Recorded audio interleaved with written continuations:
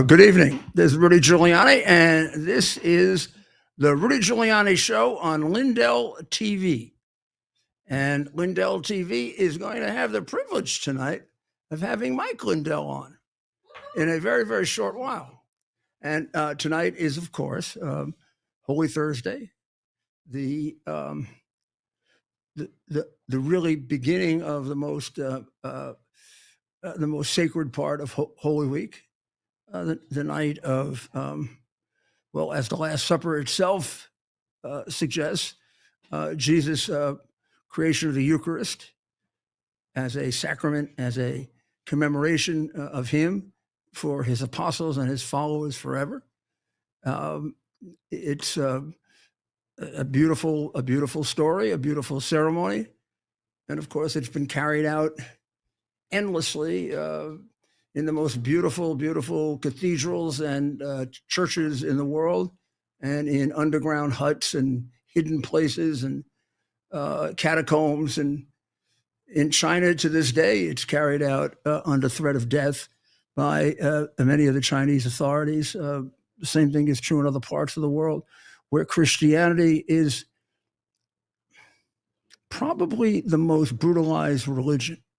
Now, it is true, it is also the most brutalized religion because it's the largest, but the fact is that that doesn't take away from the fact that it's heavily pursued for destruction, which is largely ignored, which really should be one of the things that you vow as part of your remembrance of this Holy Week. And then as we go into tomorrow, tonight, the betrayal of Jesus, and the washing of the feet also at the Last Supper, which is a beautiful ceremony. And then the betrayal of Jesus and his crucifixion and his forgiveness of those who know not what they do. And then his glorious resurrection from the dead, and pointing out to us the way to paradise. All of that story will be relived and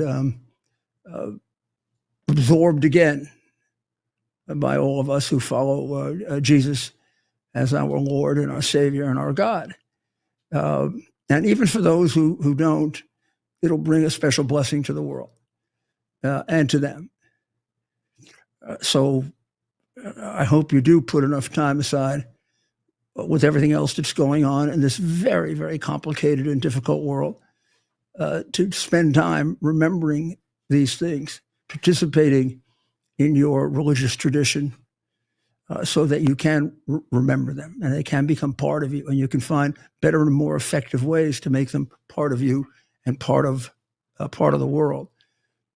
Tonight, to me, as an altar boy, tonight's service or this afternoon service, depending on where it was practiced, back in, shall I say, the old days, it was in many parishes, the pastor, or in case you had a bishop, the bishop would take it upon himself to wash the feet of 12 people. Of course, as a child, it was a very strange thing to see this very imposing figure, the pastor of the parish, the bishop of the diocese, to get on his hands and knees and wash feet. Occasionally you would get to assist him. And of course, the nuns and others that taught you religion would teach you about how Jesus did that for his to show his apostles that the main lesson that he was teaching them, or one of the two main lessons he was teaching them, is it matters how you treat my people. That's what Christianity is about. It's about being good to other people, not yourself, but to other people, to see in other people Jesus. When you see them, you see me.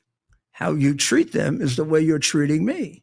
So if you saw me, you would want to wash my feet as God. So wash their feet, no matter how important you are, because you're not that important, nor are you unimportant. In fact, you can't be more important than you are as a child of God.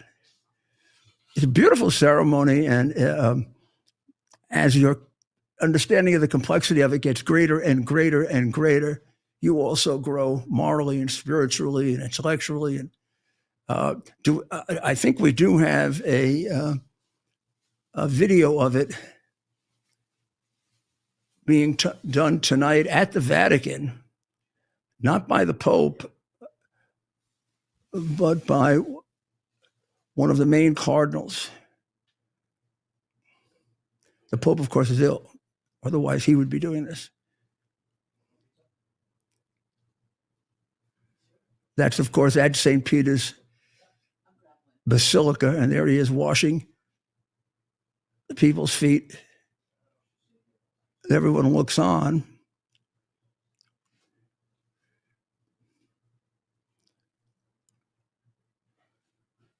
You know, it's one of the great ways you can illustrate the importance of a sacrament or a symbol. So you could tell that story. You could read the story. It'll be read tonight as part of the Passion. It'll be read maybe 4 times over the next 3 nights about Jesus washing the feet. And it's to show that no one is better than anyone else, that we all serve each other. And you remember it. But then when you see the older man who symbolizes the highest authority within that structure, bending down and actually cleaning feet, the visual image begins to suggest things in your mind and emotions that just the mere words do not. And that's what's meant by a sacrament and a religious service. It's to use all the symbolism possible to bring you a greater understanding of the power and glory of God and of your obligations as a child of God. And this is one of the more direct and obvious ones and one of the more beautiful ones. And it almost, I think, always ceases to create its effect because it is somewhat jarring. And it's the alternative name for tonight. Tonight is Holy Thursday, the celebration of the Last Supper, and also Maundy Thursday. Maundy means washing Thursday. So it is a very critical part of tonight's ceremony. And I just wanted you to know it and remember it and think of the symbolism of it and what it means as to who you are, who everyone else is, and what your obligation is to the rest of the world. Because to get to the point of seeing the people that you live with and you are with as manifestations of God and God's children, and understanding even when they go wrong that they're God's children. Oh gosh, there's such growth in that. And a world like that, of course, would be a beautiful world. So tonight we've got a very, very big show. You know what happened at Florida State, another terrible, terrible tragedy. We think the numbers, which have changed substantially, and hardly the most important, the numbers, although I guess to any one of the persons involved, the numbers are important. I believe that 8 people have been seriously injured, 2 dead, 6 alive, 1 critical. It now appears to have been 1 shooter, not 2. It was suspected to be 2 shooters for a while. No use yet. After we speak to Mike, we'll give you more details about him. But right now, it looks like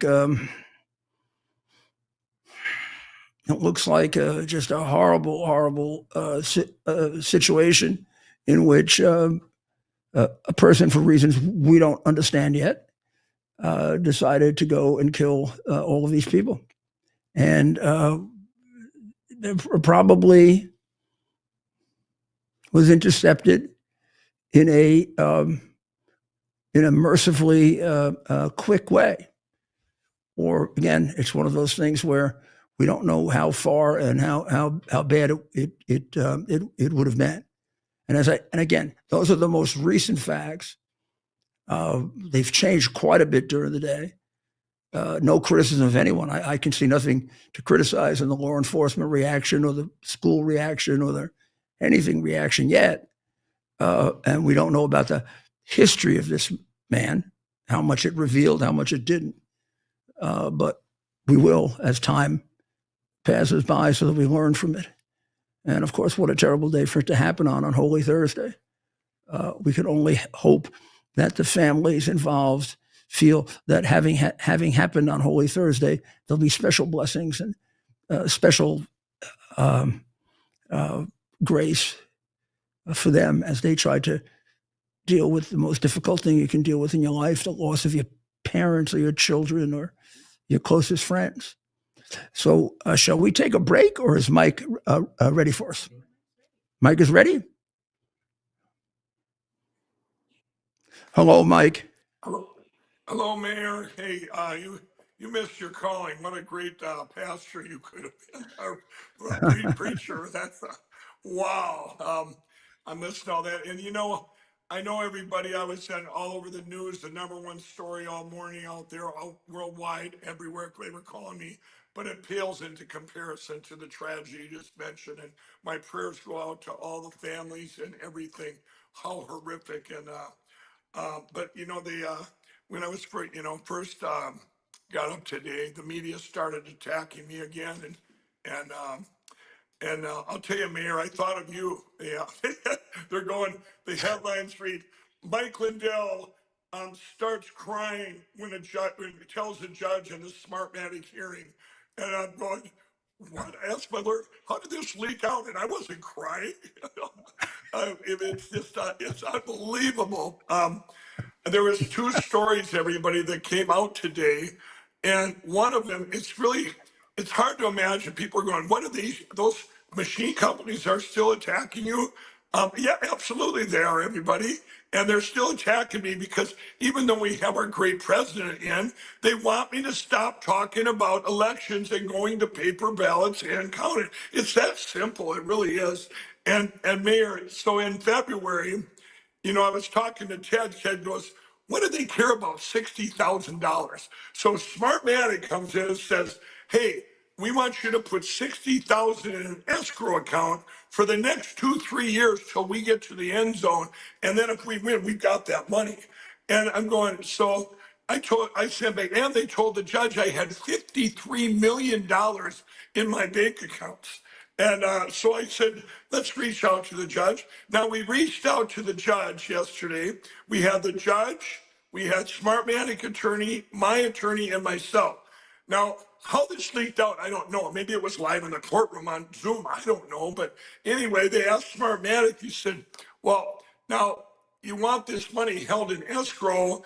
And yes, Your Honor, and you told him he had to pay it, but he won't pay it. And he says, well, it says here that you have proof that he has $53 million. And Smartmatic lawyer, this was kind of a trap we set. He goes, well, this was from 2022, Your Honor. And he said, well, how'd you find out about that? He said, we heard about it from another case that Mike's involved in. So I'm sure the Dominion lawyers probably said, hey, Mike Lindell's got all this money, right? Anyway, it went back over to my attorney, and my attorney goes, Your Honor, that was back then. Everybody knows Mike spent tens of millions of dollars trying to secure our elections and help our country. But he says, I can assure you, he has no liquid cash running around right now. Now, the judge came to me. Now, here's where it gets really convoluted. He says, yes, Mike. I'm kind of raising my hand going, hey. And I go, Your Honor, I said, I did have a lot of money back then. I've spent it all. And I said, what they've been doing with this lawfare is trying to ruin me. And that was my quote. So now I'm reading a quote here. I'm in ruins, says teary-eyed Mike Lindell in the Smartmatic hearing. So I wake up this morning and ABC comes out first with this news that I was crying in court and pleading for mercy or whatever. And I'm going, no, I just went, yeah, there it is. I'm in ruins. And ABC comes out with its first, then it was just like Mayor, just like the old days, I go back to not too far back, where every day I would wake up and they would call me from the Washington Post, New York Times, all the way up to Sure. the Daily Mail. So here my old buddies are calling me. We were live on a podcast earlier today, and the New York Times called Andy from the New York Times. I said, "Hey, Andy, you're being recorded." We did it live while I was on air, and I go, I go, you're being recorded, so when you do your hit jobs. But the thing is, everybody, throughout that, just like before, it brought back good memories where they're they print this stuff, but then if you read through it, I got to get the message across of what's really Right. going on. Right. You know, you know. After you got through, you have to get through there three or four paragraphs of That's fiction, right. complete fiction. You know, Yeah, the best one, you jumped up Mayor, and you're gonna down, like. yelling and screaming. You know, Uh, they used to say I was pulling my hair out. Of course, that would be pretty hard. But Oh, here's the best one. Now this one really is crazy. The Washington Post. If y'all get a chance after the show or whatever to go check out oh, the you tell Washington all Post. my So friends, all my friends, yeah, yeah. the Washington So, Post. Oh so get yes. this. Here's the Washington Post. Trump appointee asks IRS to review the audit of MyPillow CEO Mike Lindell. If you read this, everybody, the guy for the Washington Post calls me out. Here's what this one involved is, Mayor. So what with this? About there's something everybody called employee retention credits. If your company stayed open during the China virus, everybody, you got checks from our government in 22, 23. Some of them are still getting them. But here's the thing. You take that money like we did at My Pillow. We paid the taxes on it. It's a corporation. We paid the taxes. Of course, you file your tax return, done. It's done. Well, the IRS came back and said, after Biden's left, Biden's IRS said, "Oh no, we want you all to go back and redo your tax returns from 2020 and 21 and 22 and 23 to take and report that income back in the year you didn't even get it, Mayor." So what I did, I said, this is crazy. Everyone in the country would have to do this. All your stockholders would get bills in the mail for money they didn't even get back then and redo their tax returns for every year up until you got those credits in the mail and you pay tax on that. So what I did is I called up I was audited 3 years ago, everybody. Still going on. That's over the supplement I had to help save our country. And they're trying to say I can't use that deduction back then when I have $10,000 worth of supplement or $10 million of cash that I paid for this supplement that just like ivermectin said, oh, you can't use that. You just go let it rot in a building. Anyway, but I still had those IRS guys' phone numbers and stuff. So I called up the top one. I said, hey, this employee retention credit, I said, is this crazy or what? I said, you really think that everyone in this country, you're going to make everybody redo their tax returns just to move what's already been paid into another year? He goes, Mike, I don't make the laws. He goes, I said, what do you suggest they do? He goes, well, you got a big name. Or get a hold of the Treasury Department and have them change it. So I did, Mayor. I reached out to someone at the Treasury Department and hey, can you look into this employment retention credit? He goes, Mike, it's the biggest mess ever. Now he sent an email to the someone at higher up in the Treasury Department who I still haven't heard from, and I suppose through FOIA requests, the Washington Post gets a hold of that. So the subject they had was, Mike, I heard you reached out to the Treasury Department to tell them you're being picked on by too many IRS audits. I go, who said that? Of course I'm getting picked on, but that's not what I you can't make this stuff up. And then I told the Washington Post, I said, I'm trying to save the country from more nonsense, just like Elon Musk. For why would we waste all this time redoing tax returns when the taxes have already been paid? I said, I'm trying to help other companies in the country and the people so we don't waste time and resources. I said, I don't just go fix my little internal thing. I've been fighting for this country I want everybody so we all save money. And I said, it's as bad as, but I did say to the Washington Post, I said, but if you want to say that I'm getting audited or attacked, I am every day, but it's by you guys. Right. It's by you guys. And then I said, then I Is said, it Mike? huh? Mike, let me just ask you: was the Treasury Department looking into this craziness on its own? They must have had this problem with other people too. Yeah, the guy said he They seem didn't to know. understand He it. just right. He just said it's the biggest mess they've ever seen. This guy at the Yeah, Treasury Department. Now he knew who I was, and I said, and this is what the IRS guy goes, Mike. You got a big enough name. You should be able to reach out and change it. The IRS guy, Mayor, the IRS guy knows it's a bad. He goes, I'm just telling you, it's in the law. But it's so stupid. It's like you pay your taxes and we go, you know what? We wanted you to put those back there and pay them 4 years ago and redo every tax return because one goes into the next one. So this, then when I told this to the Treasury Department, he goes, Mike, it's a mess. And I said, well, would you get to someone to get back to me? I do have a solution for it that I think would work. And I haven't heard from him yet. Here's my solution, Mayor, is which I didn't even want to get this to the president, maybe, but I said I figured I'd go where they told me to go, to the Treasury Department. But here would be the answer. You say, okay, no matter when you get your checks, because there's some people still waiting on 'em. I know a company friend of mine, he goes, yeah. I go, when you get those checks, he's expecting $2 million. I said, you got to go back and do your tax returns for 20, 21, 22, 23, 24, and then it'll be 25. And he goes, well, he said, that's a lot of money. I guess I'd have to. But he said, why? And I said, it makes no sense. So so to explain it to you guys, everybody, the way it would be the easiest if the Treasury Department said, hey, if you already redid your taxes and filed it there, fine. If you haven't done it, put it in the year that you got the money, like you probably already did. Either way, it's fine because the government's not out any money. But it wouldn't be fair, I guess. Well, I had to go through the process to redo my taxes. You're not out any money. This just makes it fair, so people aren't there that are out there like in my position. There's companies. Now imagine this: you're a stockholder in a company. Okay. And you got those credits in 2023. You got the checks. Your company reported them. You got your K1. They've already been paid. but Now, if you had they to all have to redo be your tax, changed. what's They that? then all have to be. They would then all have to be changed. All of them would have to be changed. If you went back to 2020 and the government said, now they go back there and you have to report the income there, even though you didn't get it. Now that stockholder, because he got a K1, now he's going to owe money that he never got the money for back here. Now let's say, well, you'd be credited up here because you would take it off here and put it here. But now what if you left the company?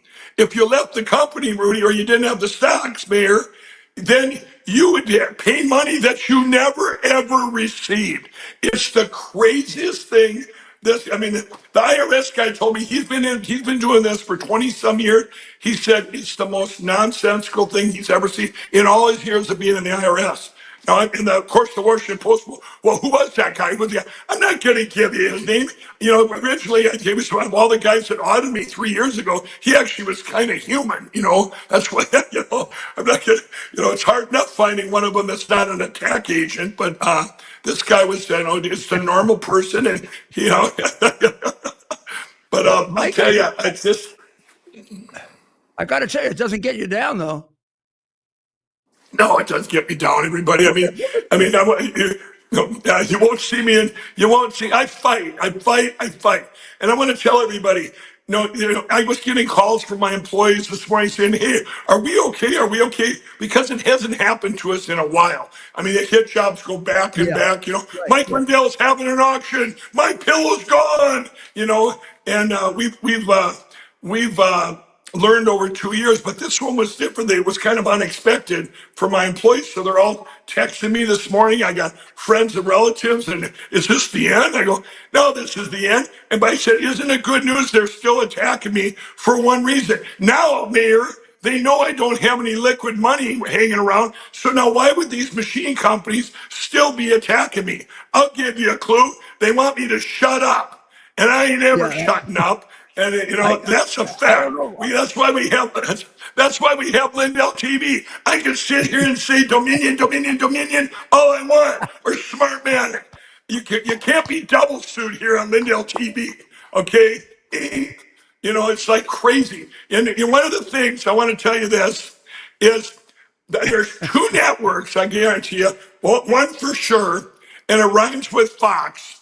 Fox, I guarantee you, will not talk about what happened to me today because they still don't want to talk about anything to do with Mike Lindell and the election of 2020 or the machines. You would think that like Tulsi Gabbard, when they came out 2 weeks ago, with that the machines are all fraudulent. Wouldn't you think Fox had 787 million reasons to put her out there and say, hey, the machines are bad. We got to go to paper ballots, just like our great president says. No, Fox News went Fox on us again. Don't talk Fox. It's disgusting. Oh, you got it, Mike. You got it. But I think that they met their match. They met their match. Well, I mean, I'll tell you what. Don't buy any stock in voting machine companies. Everybody, I'm telling you, I will never shut up. Oh, God bless you, Mike. I want to say this, Mayor. Yeah, I want to tell you one more thing, Mayor. Everyone keeps asking me, how can we help my employees? So I want to do it. I know you probably do it on your show, but I'm going to tell everybody what we've done for this weekend, everybody. We had box stores that returned, or didn't they stop us? It was a line of sheets. $25 we're giving them. They were going to get them for, and then they double, triple it in the store. We're doing it for all you guys. $25 for a set of sheets. Our per kill sheets. That's split kings, queens. It doesn't matter. $25. Promo code Rudy. There they are. Use promo code Rudy. There you are. There's the closeout sale for $25, you guys. And a great company came to me for this next generation of energy drinks called Rev 7. No sugar, no caffeine. It's actually good for you. It's the mental clarity of the stuff. I know, Mayor, you think I don't need any more energy, but this is a different kind. Makes you think clearer 3 attacks. So actually, it's Rev 7. in your case, I'm worried I'm worried if you have more energy.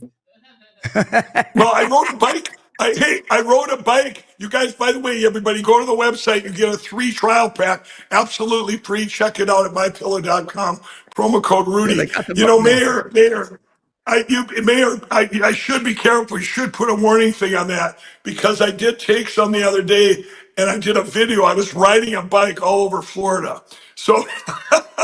Oh, so you got some of it in you, huh? Yeah. All right. Well, thank you. Thank you. You have the greatest Easter ever, the greatest ever. That was amazing. I'm going to replay that. What you said at the beginning of the show was amazing. I'm going to replay that everywhere this weekend. Well, your family, your personal family, and your whole family. You've got a big family, Mike. We all love you. We all love you, and we know what you've done. And it's a shame. It gets us very angry, but then we realize the purpose you're serving. So we feel very honored to be associated with you. God bless you. You know what you said at the beginning of the show made me feel good. I mean, it's all about forgiveness and stuff, everybody. And I forgive the people attacking me. We pray for them. We pray that they'll get saved this weekend, like Jesus died for us. And it's a beautiful thing you said there. So, I forgive all those reporters that know not what they say. Okay. Well, you're a great man, Mike. God bless you. God bless you. Thank you. And by the way, you do such a great job on Lindell TV. I want to commend you. You're such a great asset, America's mayor, and you've done more for our country than anyone I could ever imagine. You are a blessing to all of us. So God bless you. Thank you. Well, that was absolutely wonderful. We're going to take a short break and calm down a little after that. I mean, Mike really, I think, moved us quite a bit, and we'll be right back.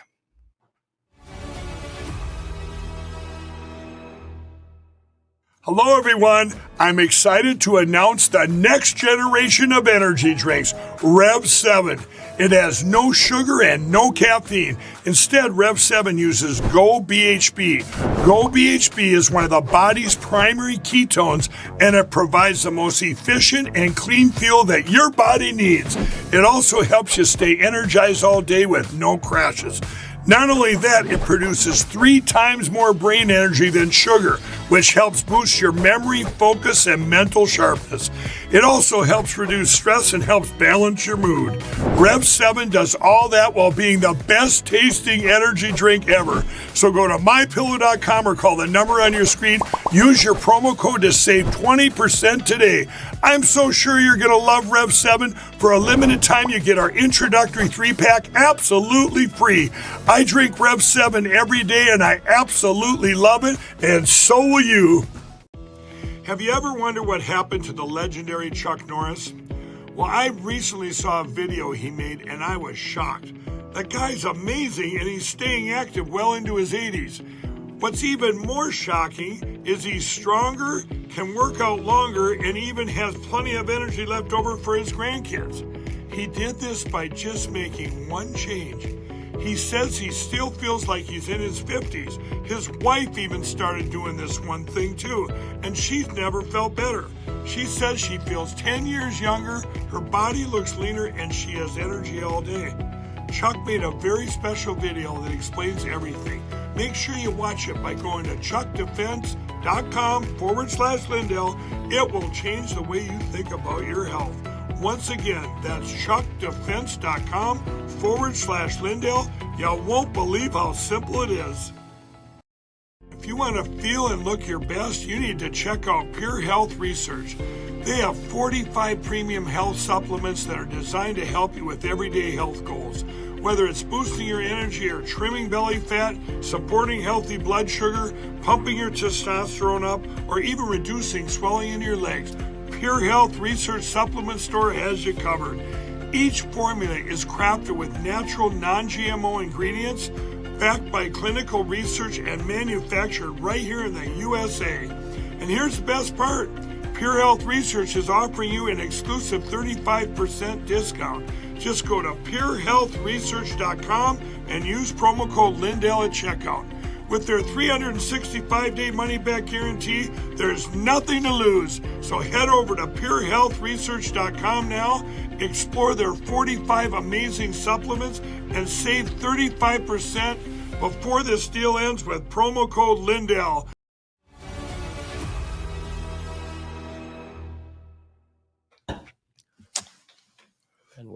This is Rudy Giuliani back with the Rudy Giuliani Show on Lindell TV. And we just had a wonderful conversation with Mike about a subject that for most people would, well, you just can't explain Mike except for his great faith and his great patriotism. And, of course, an exuberant, beautiful personality. Well, again, let's see if we can bring you the details that we have so far. The details on all of these horrible shootings, do differ somewhat, and the details do matter because they do illustrate certain aspects of it. But it's more in the bigger picture as to the person's background and where do they come from and who they are and how were they brought up and what form of mental illness or ideology, if it's that, or thinking, or in some cases, totally inscrutable conduct, where you look at it and no matter what you can do, you find nothing that actually explains how this all happened. But we haven't started that yet, so or police have, we haven't. But let's see what we have so far, and of course, it won't be anywhere near complete enough to make any conclusions. And it's always at this stage, it's always hazardous to do so. That's right, Mayor. So as of this hour, the latest information we have, this from investigators, a 20-year-old son of a sheriff's deputy opened fire Thursday at Florida State University with his mother's former service weapon, killing 2 people and wounding at least 6. Officers quickly arrived and shot and wounded the shooter after he refused to comply with commands, said Tallahassee Police Chief Lawrence Revel. Authorities have not yet revealed a motive for the shooting, which began around lunchtime just outside the student union, sending students and frightened parents hiding for cover in a bowling alley and a freight elevator inside the very same building. The shooter, identified by police as 20-year-old Phoenix Ickner, is believed to be a Florida State student. The two people, his name again? Phoenix Ickner. Phoenix. That's right. The two people who died were not students. The Florida State University police chief said, adding that he would not release additional information about the victims at this time. The shooter obtained access to a weapon that belongs to his mother, who has been with the sheriff's office for over 18 years and has been a model employee, says Leon County Sheriff Walt McNeil. Police said they believed Ickner shot the victims using his mother's former service handgun, which she had kept for personal use after the force upgraded to new weapons. The alleged shooter was a longstanding member of the sheriff's office's Youth Advisory Council, the sheriff added. Wow. He has been steeped in the Leon County Sheriff's Office family, engaged in numerous training programs that we have. And his father? No information yet being released on the father.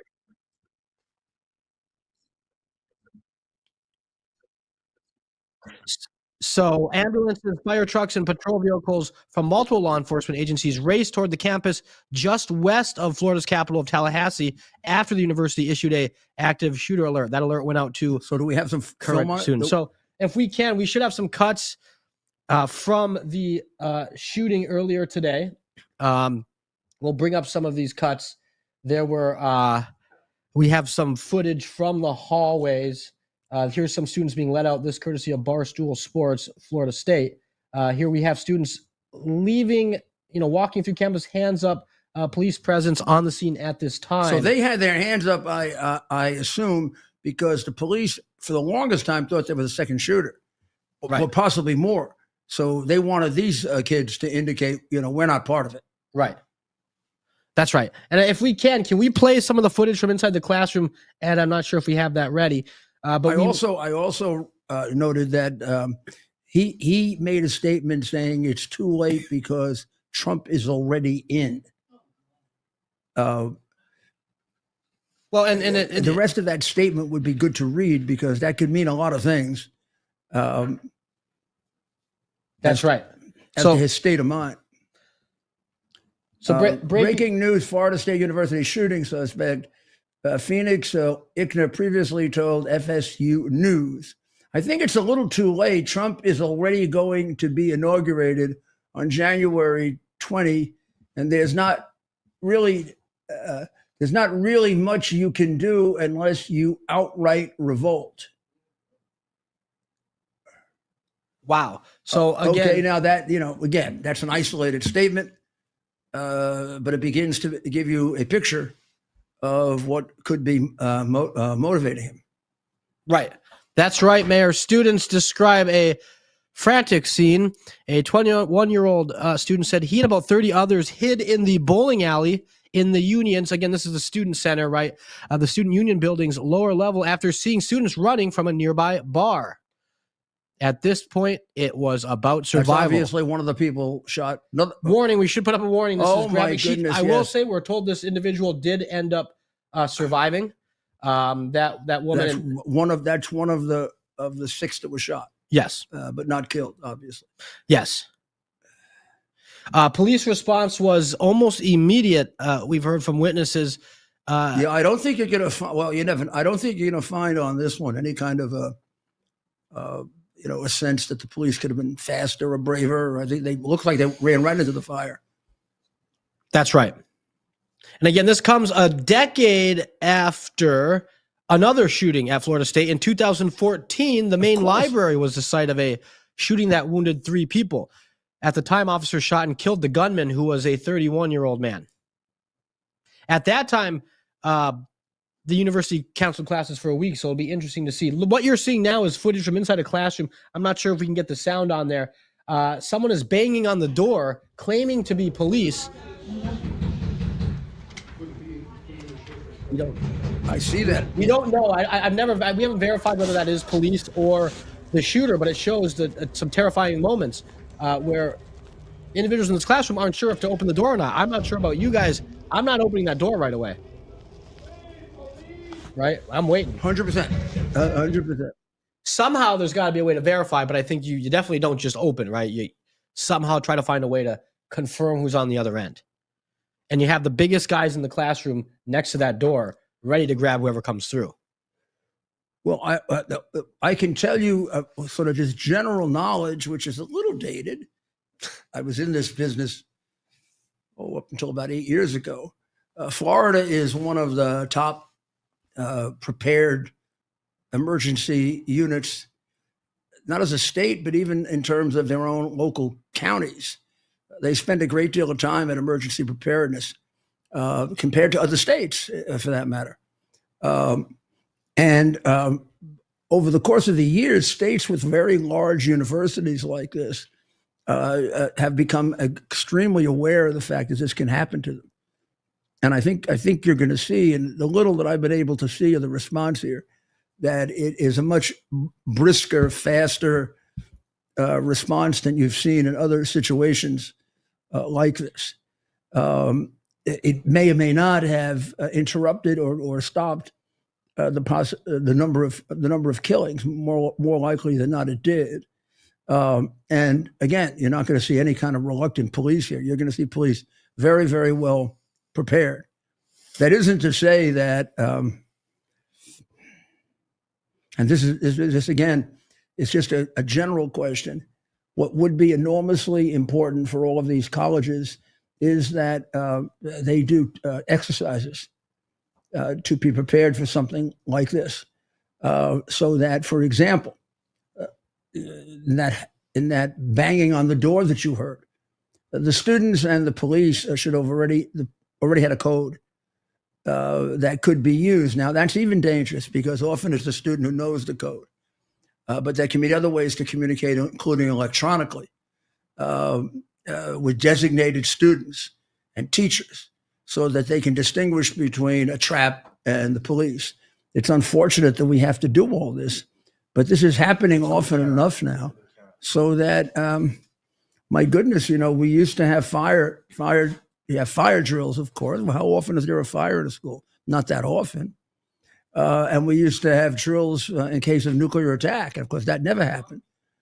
So the drills are also valuable. Drills for mass shooting are very valuable in case there is a fire.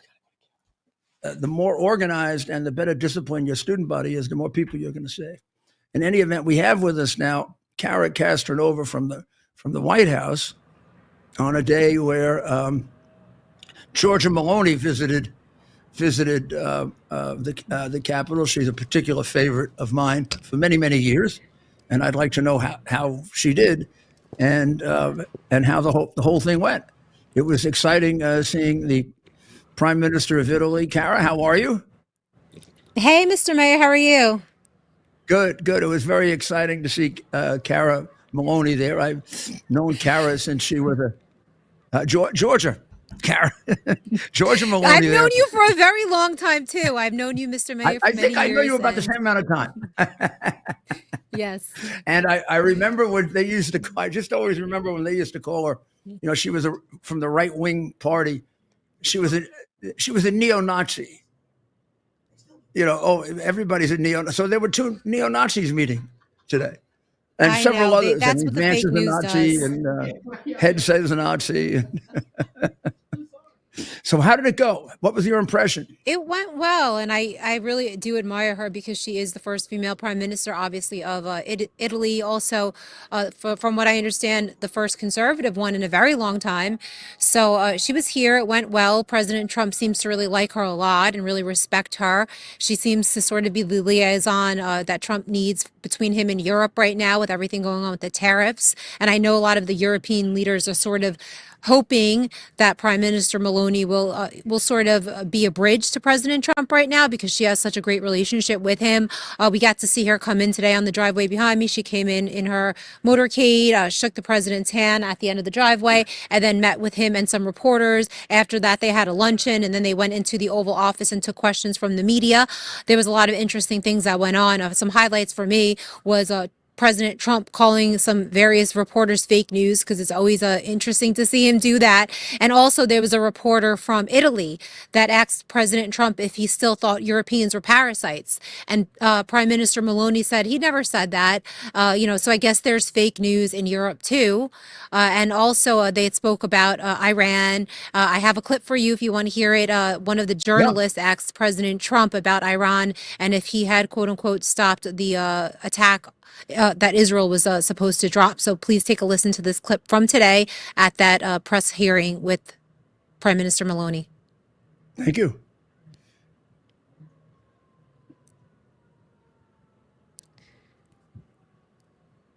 They were going to pull that up, Mr. Mayor. But in the meantime, Oh, there we go. There it is.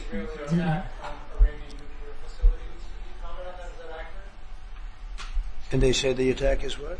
That you waved off an Israeli plan to attack Iranian nuclear facilities. I wouldn't say waved off. I'm not in a rush to do it because I think that Iran has a chance to have a great country and to live happily without death. And I'd like to see that. That's my first option.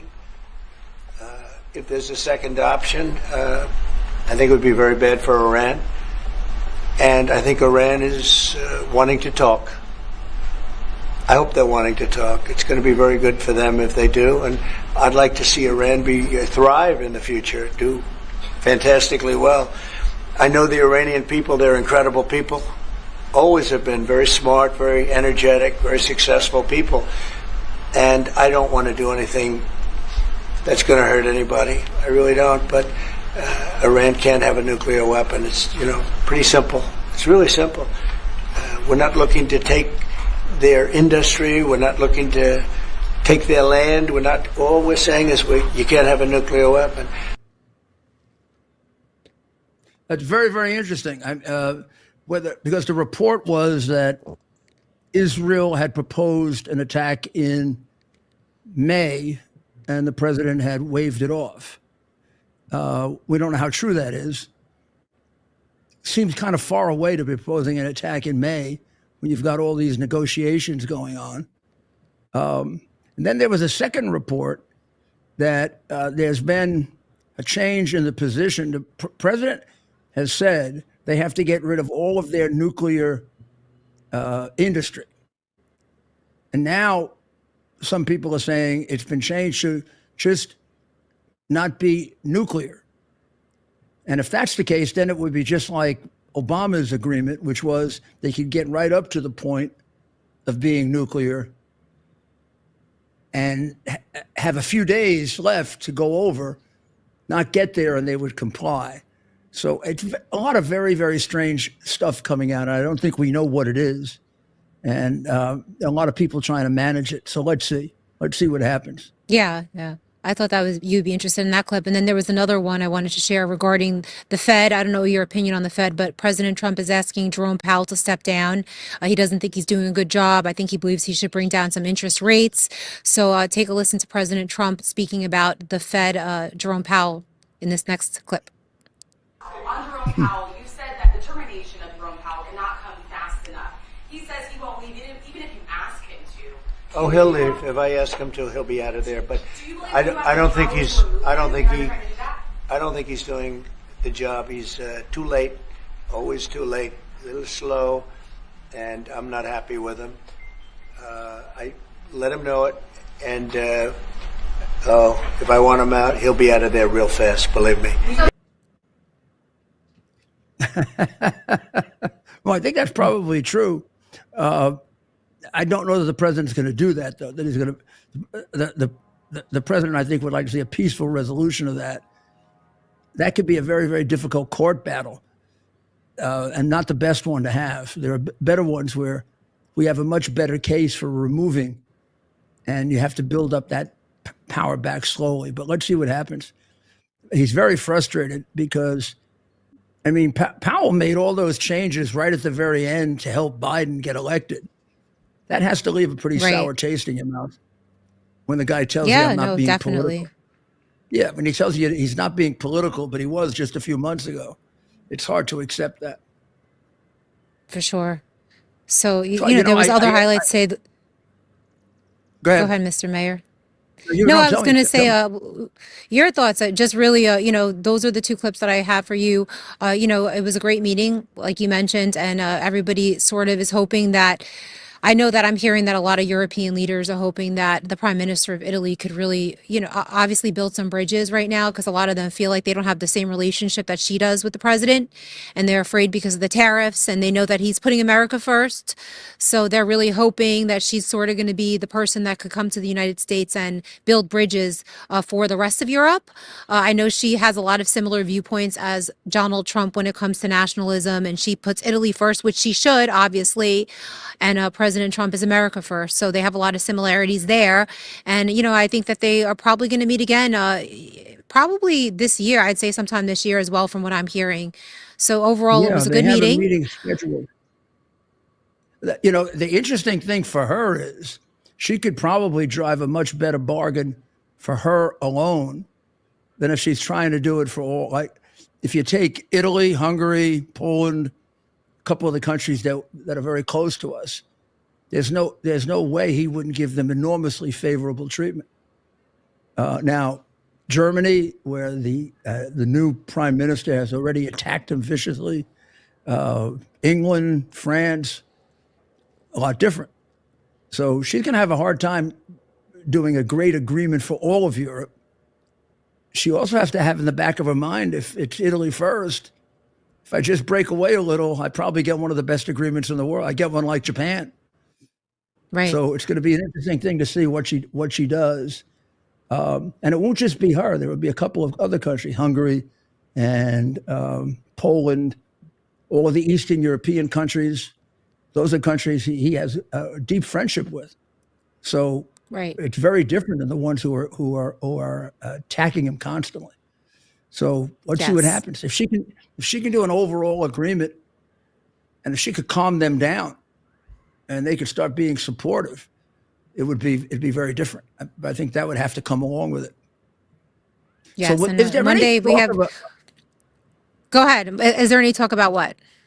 is there any talk about an Easter egg hunt? I was going to mention that on Monday they have that Easter egg roll. That's that tradition at the White Good. House when the Easter bunny comes and everybody looks for Easter eggs. And you remember the most memorable one in history when the Secret Service was dressed up as the Easter bunny to be able to guide Joe Biden on the lawn so he didn't get lost. So that was that's what happened, if you remember. I don't think that's going to happen this time around on Monday. So that's scheduled for Monday, the day after Easter. It won't be X-rated either, right? No, it's we certainly won't not get going to treated be with X-rated. bare breasts and No. bare breasts and other things, right? And Mayor, we No, won't name that's names, not on but the we know agenda. who the bunny's No. going to be. We know who the Easter bunny's going to be, Kara. We won't name names yet. Maybe we Stop. will Monday. Okay. I absolutely. I do. need to know. Don't tell me. So there's, yeah, keep it a that's secret that for footage now. as you can Keep see it a right secret. now. We'll have to give you a call offline. I would love to know who the Easter Bunny. Mr. Mayor, you should dress up as Easter Bunny and surprise the media. No, Santa Claus is my part. Santa Claus. That's my part. Okay. Okay. Well, great. On Christmas, they need to do. Well, thank you, Mr. Mayor. Happy Happy Easter. Beautiful bless you. day on Happy Easter Sunday. to you So God and your bless you family. too. And I'll be at St. Catherine's. I know you know St. Catherine's very well in Franklin Yes. Square. That's where I'll be attending Easter Mass on Sunday. Oh, that's so beautiful. God bless. Yeah, it's beautiful. God bless you too, Mr. Mayor. Well, she does a great job. So now you got me really going here. You know who the Easter Bunny is, huh? I got that. Yes, that's I right. got a pretty good idea who it is too. Now you tell me that. We'll talk after the show, and then we'll determine if we want to I think break the. Yeah, I don't know. We got to see I'm if not this sure is it could under. be classified. It's going to be these guys- classified. These guys are tough on classification. They classify everything else around that place. Yeah, I mean everything is classified. Gee, I don't want to get in trouble like Pete and Walls. My gosh, I could be. You think that? Yeah, I see every time they have the meeting, Walls has to stand. Do you think he's being punished? I was going to ask you about that too, and maybe we'll pick Every this up. Let's meeting. pick it up in the next show. Every meeting, no matter who the three are on the couch, he's standing. Even when they have a different cast of character. Well, to be fair to him, though, it's oftentimes the vice president, Vice President, you understand, Marco and- Rubio. Yeah, but Secretary Rubio. So this time they had the Secretary of Treasury. Oh. And so Rubio wasn't there today. So today they had the Secretary of Treasury, and they had Pete Hegseth. Okay. And they had Walls He's sitting still up there. You're right. He is standing every single time. Yeah, I have never I mean, once seen him on the I couch. let him sit once so it doesn't look like he's being punished, even if it is not quite in protocol order. Well, we're going to take a short break. Oh, We're not. We're coming yeah. to the end of the show. Isn't that something? Well, we had a wonderfully long conversation with Mike and a great report by Kara, who I constantly confused with the prime minister, but you can understand why. They're both beautiful, right? And I just think it was really great that the president finally got in there someone from Europe that truly admires him and understands him. And that is not singularly alone in Europe. When you speak of Europe, and I have trained myself to do it because I made the same mistake, you got to stop saying Europe. You got to say Western Europe and Eastern Europe. Eastern Europe, Donald Trump is a god. I mean, there's very little opposition to Donald Trump in Eastern Europe. These are people who came out of communism. They understand what he's about. They understand the value of liberty and freedom. And they're going to, I can't say they agree with him on everything, but they certainly have they come into it with a different view than Western Europe that's been heavily affected by Marxism. Well, please spend some time tonight considering the importance of this night. If you are a Christian, the importance of just exactly what it is, the night that Jesus created the Eucharist, the sacrament that lives forever, and that sustains us through every horrible thing that happens in life and every good thing that happens in life, and gives us the way to God. And it's also the night on which he was betrayed, the night he was turned over for the beginning of the process of torture that led to his death and eventual glorious resurrection. So we'll be back tomorrow here at 7 on Lindell TV. Oh, no, we won't. Tomorrow night is a night off for Lindell TV. Mike, because he's so deeply religious, has given the entire station and all its staff a day off. So we'll be with you tomorrow night at 8 o'clock, as usual, on X, which we are going to right now. That's the America's Mayor Live. We'll see you there. God bless America.